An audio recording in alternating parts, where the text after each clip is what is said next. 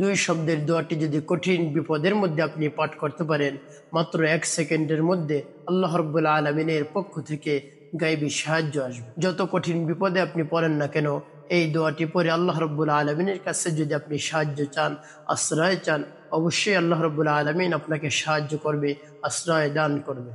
প্রিয় ভাই বোনেরা, আল্লাহ রাব্বুল আলামিন ছাড়া অন্য কাহারো কাছে কোনো ধরনের সাহায্য চাওয়া যাবে না, তাহলে আল্লাহ রাব্বুল আলামিন নারাজ হয়ে যান। যেমনি ভাবে হযরত জাকারিয়া আলাইহিস সালামকে যখন তার জাতির লোকেরা মারার জন্য ধাওয়া করলেন, হযরত জাকারিয়া আলাইহিস সালাম দৌড়াতে দৌড়াতে একটি মাঠের মধ্যে চলে গেল, পিছনে তার শত্রুরা রয়েছে।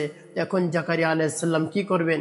কোথাও পালানোর কোনো জায়গা নেই। তখন জাকারিয়া আলাইহিস সালাম সেই কঠিন বিপদে সেই গাছটির কাছে আশ্রয় চায়। তখন সাথে সাথে এই গাছটি দুই ভাগ হয়ে যায়। তারপরে জাকারিয়া আলাইহিস সালাম সেই গাছটির মধ্যে লুকিয়ে পড়লেন। তারপরে তার শত্রুরা পিছন থেকে এসে কোথাও দেখে না জাকারিয়া আলাইহিস সালাম কোথায় গিয়েছে। সবাই মিলে একটি পরামর্শ করলো এই ফাঁকা মাঠের মধ্যে কোথায় যেতে পারে। তারপরে এই সিদ্ধান্ত হলো যে জাকারিয়া আলাইহিস সালাম হয়তো এই গাছের মধ্যে লুকিয়ে আছে। তারপরে হযরত জাকারিয়া আলাইহিস সালামের শত্রুরা গাছ কাটার যে যন্ত্র রয়েছে সেই যন্ত্র দিয়ে কাটতে কাটতে নিচের দিকে চলে আসতেছে। তখন আল্লাহ রাব্বুল আলামিনের পক্ষ থেকে সাথে সাথে ওহী চলে আসলো, হে জাকারিয়া, আজকে তুমি গাছের কাছে আশ্রয় চেয়েছো, গাছ তোমাকে আশ্রয় দিয়েছে, গাছের মধ্যে তুমি লুকিয়ে পড়েছো। আজকে তুমি আমার কাছে তুমি সাহায্য চাওনি, আমার কাছে যদি তুমি সাহায্য চাইতে অবশ্যই আমি তোমাকে সাহায্য করতাম। আজকে তুমি গাছের কাছে সাহায্য চেয়েছো, গাছ তোমাকে আশ্রয় দিয়েছে। এখন তোমার যে শত্রু রয়েছে গাছের উপর থেকে এরকম কাটা শুরু করেছে, আজকে তোমাকে দ্বিখণ্ডিত করে ফেলবে। তুমি এই মুহূর্তে যদি শব্দ উচ্চারণ করো তাহলে তোমার নবুয়তি বাতিল হয়ে যাবে। তো দেখুন, আল্লাহ রাব্বুল আলামিন ছাড়া অন্য কাহারো কাছে আপনি সাহায্য চাইতে পারবেন না। যত কঠিন বিপদে আপনি পড়েন না কেন, আল্লাহ রাব্বুল আলামিনের কাছে আপনি সাহায্য চাইবেন, আল্লাহ রাব্বুল আলামিন আপনাকে অবশ্যই সাহায্য করবেন। তাই মারাত্মক কঠিন বিপদে যদি আপনি পড়ে যান, তাহলে এই দুই শব্দের দোয়াটি যদি আপনি পাঠ করতে পারেন, আল্লাহ রাব্বুল আলামিন আপনাকে অবশ্যই গায়বীভাবে সাহায্য করবেন। আপনি কল্পনাও করতে পারবেন না কোত্থেকে সেই সাহায্য চলে আসবে। তো প্রিয় ভাই বোনেরা, কঠিন বিপদে যে দোয়াটি আপনি পাঠ করবেন সেই দোয়াটি আমি আপনাদেরকে বলে দেব, আপনি সহজেই শিখতে পারবেন। প্রিয় ভাই বোনেরা, আল্লাহ রাব্বুল আলামিন 1 সেকেন্ডের মধ্যে কেমন করে গায়বী সাহায্য করেন এ সম্পর্কে একটি সত্য ঘটনা রয়েছে। আপনি যদি শোনেন আপনি একেবারে আশ্চর্য হয়ে যাবেন।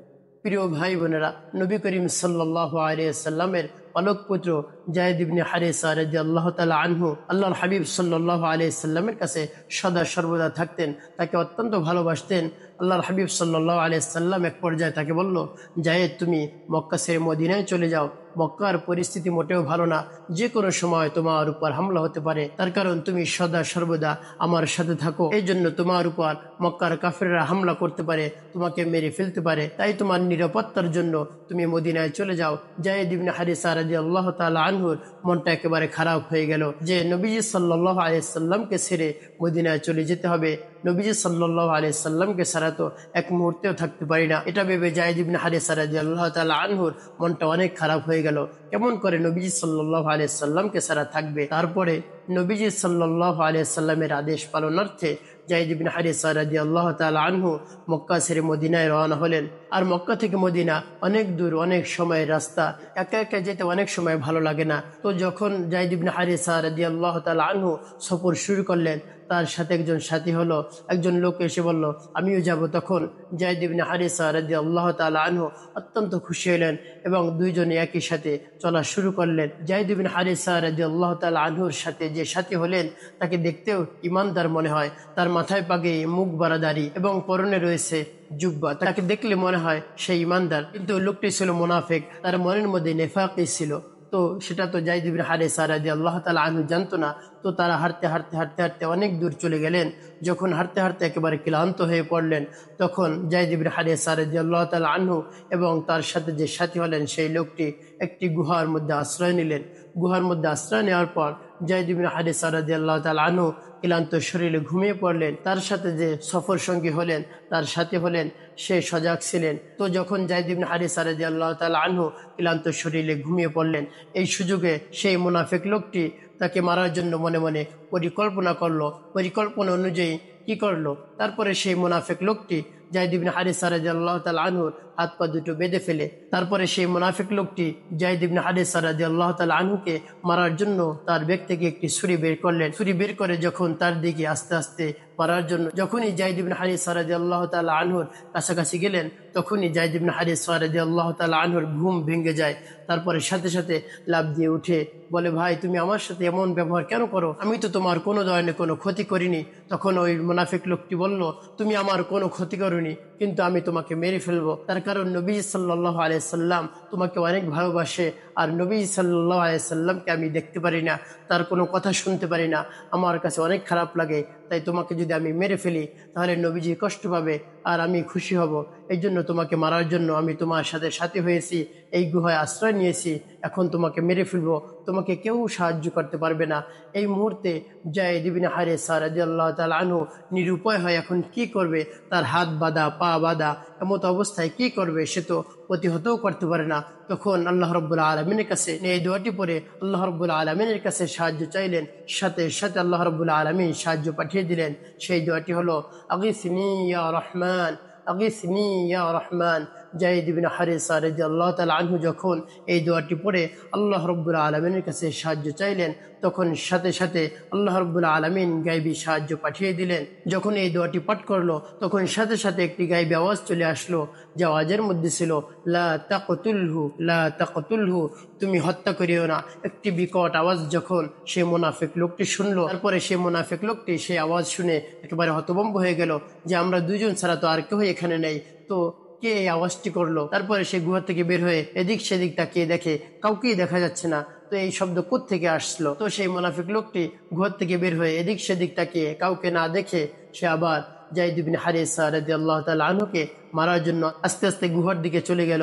এবং তার সামনে যখনই গেল, এবারও যায়েদ ইবনে হারিসা রাদিয়াল্লাহু তাআলা আনহু নিরুপায় হয়ে এখন কি করবেন, আল্লাহ রাব্বুল আলামিনের কাছে সাথে সাথে সাহায্য চাইলেন। আগিসনি ইয়া রহমান, আগিসনি ইয়া রহমান, হে রহমান আমাকে সাহায্য করুন। যখন বলছে তখন আবার সাথে সাথে গায়বী আওয়াজ চলে আসলো, লা তাকতুলহু, তুমি হত্যা করিও না।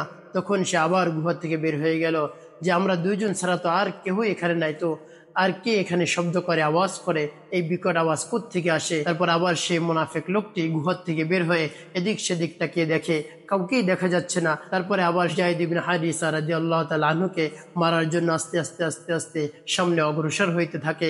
যখন যায়েদ ইবনে হারিসা রাদিয়াল্লাহু তাআলা আনহুর কাছে গেল, তখন যায়েদ ইবনে হারিসা রাদিয়াল্লাহু তাআলা আনহু নিরুপায় হয়ে এবারও আল্লাহ রাব্বুল আলামিনের কাছে সাহায্য চাইলেন। আগিসনি ইয়া রহমান, আগিসনি ইয়া রহমান, হে রহমান আমাকে সাহায্য করুন। আবারও সেই গায়বী আওয়াজ চলে আসলো, লা তাকতুলহু, তুমি হত্যা করিও না। যখন তৃতীয়বারের মতো এই বিকট আওয়াজ শুনে, এই গায়বী আওয়াজ শুনে হতভম্ব হয়ে সেই মুনাফিক লোকটি সেই গুহার থেকে বের হলো, সাথে সাথে তার দেহ থেকে মাথাটা একেবারে দ্বিখণ্ডিত হয়ে গেল। তারপরে যায়েদ ইবনে হারিসা রাদিয়াল্লাহু তাআলা আনহুর কাছে একজন যুবক এসে হাতের পায়ের বাঁধন খুলে দিলেন। তার মাথায় ছিল পাগড়ি, মুখ ভরা দাড়ি ছিল এবং পরনে ছিল সাদা জুব্বা। তারপরে যায়েদ ইবনে হারিসা রাদিয়াল্লাহু তাআলা আনহু সেই যুবককে দেখে জিজ্ঞেস করলেন, হে ভাই, তুমি এই কঠিন বিপদের সময় কোত্থেকে আসলে? আমাকে সাহায্য করলে, তোমাকে কে পাঠিয়েছে? তখন সেই যুবক লোকটি বলল, আমি আর কেউই নাই, আমি হলাম জিবরাইল আলাইহিস সালাম। তুমি যখন আল্লাহ রাব্বুল আলামিনের কাছে আগিসনি ইয়া রহমান এই দোয়াটি পরে যখন সাহায্য চাইলে, তখন আমি ছিলাম সিদরাতুল মুনতাহায়। তখন ওইখান থেকে আমি গায়বী আওয়াজ জানিয়েছি, লা তাকতুলহু, হত্যা করিও না। তারপরে দ্বিতীয়বার যখন তুমি সাহায্য চাইলে, আগিসনি ইয়া রহমান, এ রহমান আমাকে সাহায্য করুন, তখন ছিলাম আমি প্রথম আসমানে। ওখান থেকে আমি বলেছি, লা তাকতুলহু, হত্যা করিও না। তারপরে যখন তৃতীয়বার যখন তুমি আবার সাহায্য চাইলে, তখন আমি ছিলাম জমিনে। আমি ওখান থেকেও আমি বললাম, লা তাকতুলহু, হত্যা করিও না। পরিশেষে তোমাকে সেই মুনাফিক লোকটা হত্যা করতে পারলো না। আল্লাহ রাব্বুল আলামিন তোমাকে সাহায্য করার জন্য আমাকে পাঠিয়ে দিয়েছে। এজন্য প্রিয় ভাই বোনেরা, কঠিন বিপদে যদি এই দোয়াটি আপনিও পড়তে পারেন, তাহলে আল্লাহ রাব্বুল আলামিন আপনার কাছেও সাহায্য পাঠাবেন। আপনি মনে স্থির রেখে দৃঢ়তার সাথে, পরিপূর্ণ বিশ্বাসের সাথে যদি এই দোয়াটি পড়তে পারেন, সাথে সাথে আল্লাহ রাব্বুল আলামিন গায়বী সাহায্য পাঠিয়ে দিবেন।